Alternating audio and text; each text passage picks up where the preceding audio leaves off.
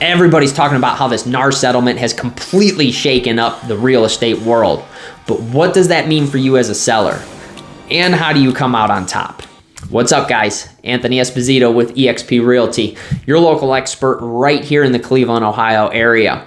And in today's video, I'm gonna break down a little bit of the NAR settlement and what that means for you as a seller going into this new era of real estate. If you have any questions regarding the market itself, or you need help navigating it with buying or selling, here's my contact information, or you can go in the description below, click on my calendar link and book a call with me. I'd love to help you out like I have many others. At any point in the video, if you get any value from this, be sure to smash the like button. It's greatly appreciated. And click subscribe, turn notifications on so you can catch all my other real estate tips and property tours that I have coming your way. So without further ado, let's get into what to exactly expect with this NAR settlement and how you come out on top. So let's kick it off with just a brief summary of this NAR settlement and what it means for you as a seller. Basically, what it did is it's going to take the buyers and the sellers, separate them from what is currently out there as far as fees go. Just like when you sell a house, you need to sign a listing agreement per the law. When you're a buyer, the new law, you need to sign a buying agreement that is going to list the fee of X amount, whatever the agent, wants to charge and whatever the buyer agrees on. It's not going to require any sort of commission from you as a seller or a fee towards the buying brokerage. So you could just pay for your listing brokerage to represent you and be done with it, and that is it. That is the quickest way to brief it of the changes that are coming. They want it more transparency.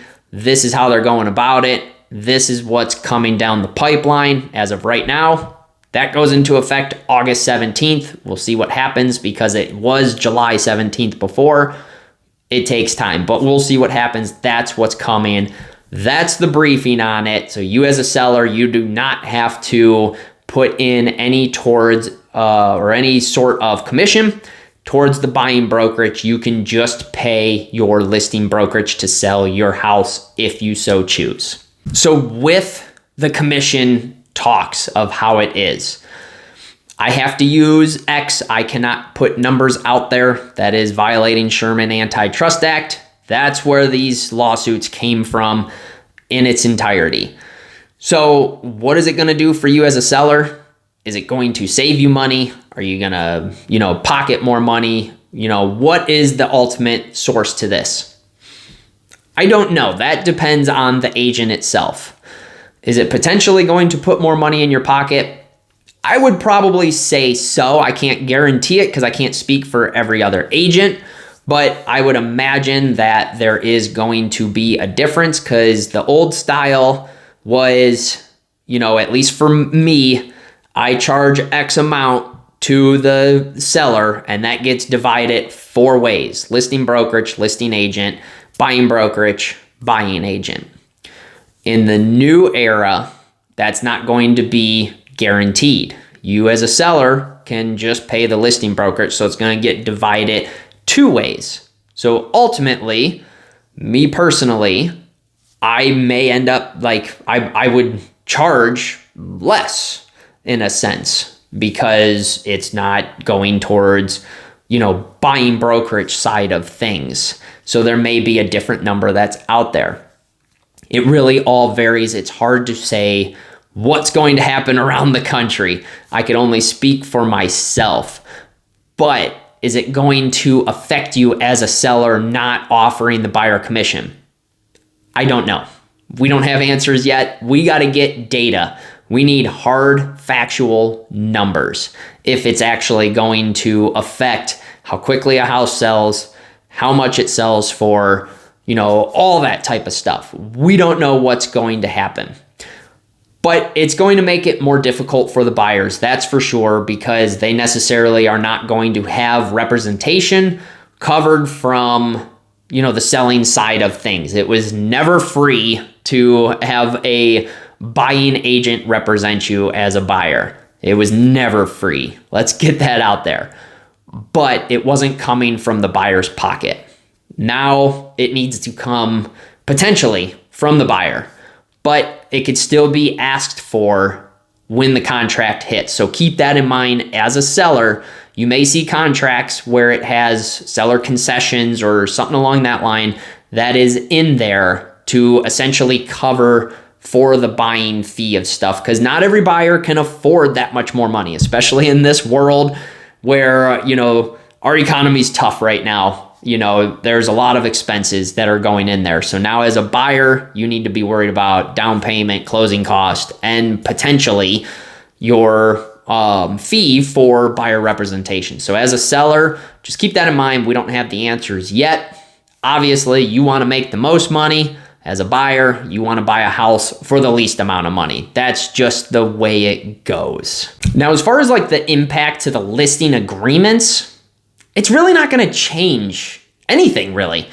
We're not going to be allowed to put in, if we're offering buyer or if we're offering seller concessions to the buyer, or if you're offering a fee to the buying brokerage, that can't go into the MLS.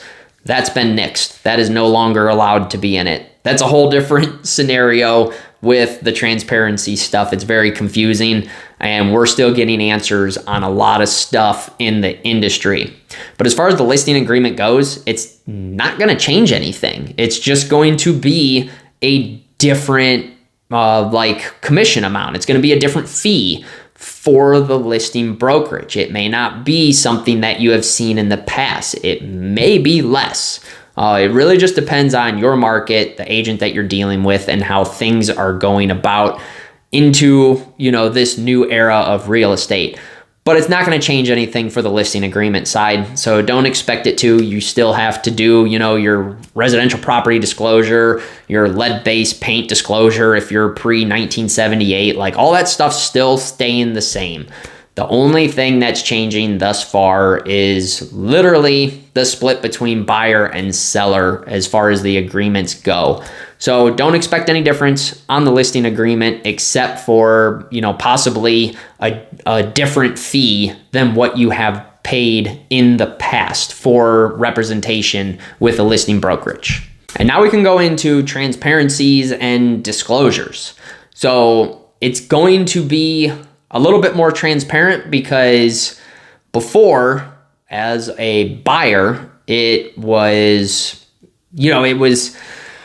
in some instances, and this is why the lawsuits kind of kicked in place, there was the perception that we as buyer agents, we work for free, and that's not the case. It's going to be laid out in the buyer agreement side, and it's going to be set in stone. If a buyer comes with representation, makes an offer on your house, you are going to see exactly what, is being offered up. If they want you to put towards seller concessions or somehow cover for their representation fee, you're going to see that.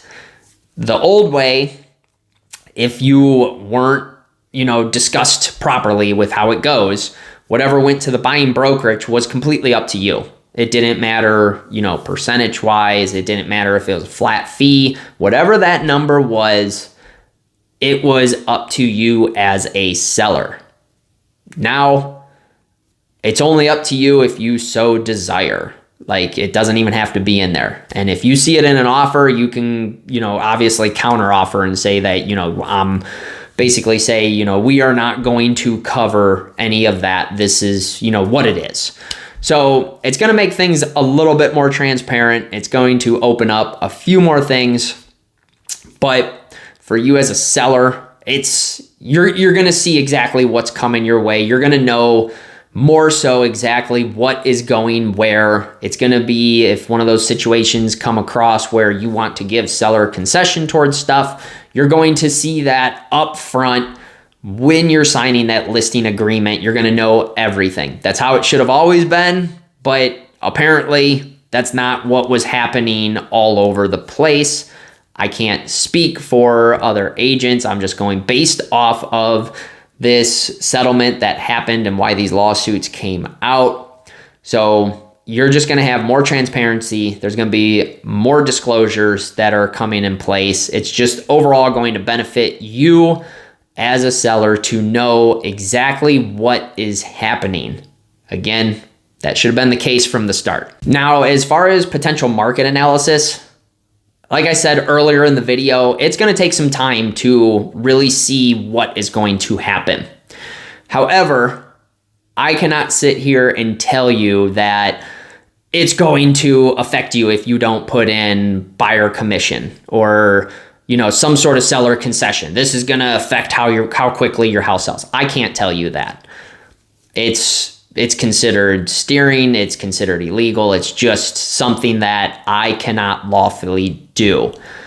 What is it going to do in the long run? We don't know yet. We will see the numbers, the facts will come out, and you're gonna have to do your own due diligence on it because, again, they're classifying that as potential steering, which is illegal in this trade. So I cannot tell you if it's going to affect you any way, shape, or form. At the end of the day, a house sells itself, okay?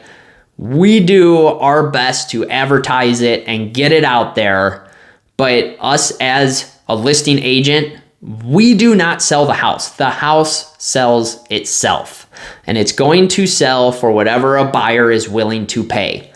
Bottom line, that's how it goes. If you found any value from this, smash the like button. It's greatly appreciated. And drop a comment down below. Let me know how you feel about these NAR settlements and what you think it's going to do to the real estate market. And what are you going to do in this market? Are you going to try to sell a home on your own? Are you still going to use a listing brokerage? You know, what's your take on it? I want to hear from, you. I don't want to hear from other industry leaders. I want to hear from you. So let me know in the comments down below. So let's talk seller strategies post-settlement. What does this mean in this new era that's about to drop on us in just over a month if nothing changes? Not a whole lot's going to change for you as a seller. You still got to take professional photography to help make your house shine. I always advise for that. I personally always pay for that to have that done when listing a home. It lets it shine. You're still gonna have to advertise your house to get it out there. The more eyes on it, the more people know that it is for sale, the quicker it's going to sell because you're just getting it out there. It's a numbers game is how it is. What can you do about commissions? Well, it's negotiable like it always has been. Nothing changes on that. Are you going to see different numbers than you may have seen in the past? Possibly. I cannot guarantee that. I cannot tell you 100% that you're going to see different numbers. We don't know. The numbers, the analytics just aren't there yet. It's going to take time. But don't really change anything. Still interview the agents that you want to list your house. Unless you already have one that you're comfortable with, that's fine. Nothing wrong with that. But if you don't have a listing agent, interview them. Find out, their background, find out negotiation skills, find out their strategies to go about things. Ask them anything and everything. Get their information about how they're going to go about with this new settlement not the new settlement, but the new guidelines that we have to follow as agents. Ask questions. Get a feeling for them. Make sure you know, like, and trust them. If you found this video helpful in any way, please smash the like button. It's greatly appreciated. Drop a comment down below because I want to hear from you about this NAR settlement and how you feel about it. Where do you think this is going to take things for the real estate market? Let me know down below. If you haven't already, click subscribe, turn notifications on so you can stay up to date on more real estate tips, tricks, property tours, you name it, I got it coming your way. If you need any personalized advice or you have any questions regarding the real estate market, here's my direct contact information right here, or if you rather, go in the description below, click on my calendar link, book a call with me. Either way, I'd love to help you out like I have many others navigating this real estate market. With that, I'll catch you on the next video.